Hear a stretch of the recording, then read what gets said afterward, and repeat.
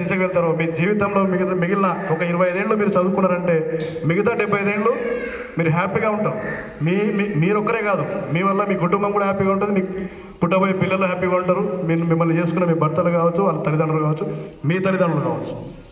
ప్రతి ఒక్కరూ ఎప్పుడు హ్యాపీగా ఉంటారంటే మీరు ఒక 25 ఏళ్ళ జీవితంలో మీ చదువును సంపూర్ణం చేసుకొని ఒక ఉన్నత ఏదైతే లక్ష్యం ఉందో మీరు ఆ లక్ష్యాన్ని సాధించే దిశగా మీరు ముందుకు వెళ్ళినప్పుడు, ఆ లక్ష్యాన్ని సాధించినప్పుడు ప్రతి ఒక్కరు మీతో పాటు మీ కుటుంబ సభ్యులతో పాటు మీరు పోయే ఇంటి యజమానులు ఎవరైతే ఉన్నారో, ఇంటి కుటుంబ సభ్యులు ఎవరైతే ఉన్నారో అందరూ హ్యాపీగా ఫీల్ అవుతారు. ఇట్లా ఒక్కరు పూనుకుంటే మిమ్మల్ని చూసి మీతో పాటు మీ ఫ్రెండ్స్ ఉంటారు. ఇప్పుడు మీరు ఇంతమందిలో ఒక 10 మంది ఆకాశం నేను ఏమని చెప్పినా 10% అంటే ఒక 30 మంది లేదు ఒక 10 మంది, ఒక 10 మంది ఒక ఆలోచన వైపు నడిచారంటే వారిని చూసి ఇంకొక 10 మంది, ఒకరిని చూసి ఒక 10 మంది ఇన్స్పైర్ అవుతారు, ఒకరిని చూసి ఇంకొక 10 మంది స్ఫూర్తి పొందుతారు. అరే తను ఇలా చేస్తుంది, నేను కూడా ఇలా చేయొచ్చు కదా, తనకి నాకేం తక్కువ, తనకు నేను పోటీ పడతానని చెప్పి పోటీతత్వం వస్తుంది. అది ఏ రంగంలో అయినా కానీ, రాజకీయ రంగాల్లో కానీ, చదువుల్లో కానీ, క్రీడల్లో కానీ. ఒకరు పోటీ పడుతున్నారంటే, ఒక లక్ష్యం దిశ వెళ్తున్నారంటే వారు సాధించిన విజయాన్ని చూసి 10 మంది స్ఫూర్తి పొంది వారు కూడా ఆ దేశంలోకి వెళ్తారు.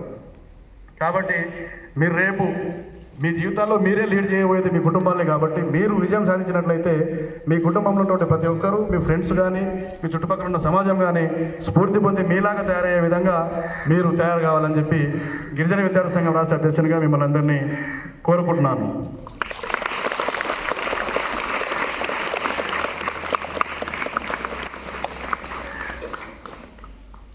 అదేవిధంగా ఇంకెలాంటి ఈ పోయే క్రమంలో అంటే మీరు లక్ష్యం ఏర్పరచుకునే క్రమంలో ఎక్కడ మీకు ఎటువంటి సాయం కావాల్సి వచ్చినా, మీకు ఎటువంటి అసౌకర్యం ఉన్నా మీకు సహకరించేందుకు, మీ సమస్యలు పరిష్కరించేందుకు ఇక్కడ మేమున్నాము. మాతో పాటు మాకంటే ముందు మీ ఉపాధ్యాయులు, ప్రిన్సిపాల్ గారు, అదేవిధంగా యంత్రాంగం మొత్తం మీకోసం పనిచేస్తూ ఉంటుంది. అదేవిధంగా బయట నుంచి ఎలాంటి డొనేషన్లు కానీ, ఎవరి సపోర్ట్ అన్నా కానీ, ఎవరి రికమెండేషన్ కానీ తీసుకురావడానికి మేము సిద్ధంగా ఉన్నాం.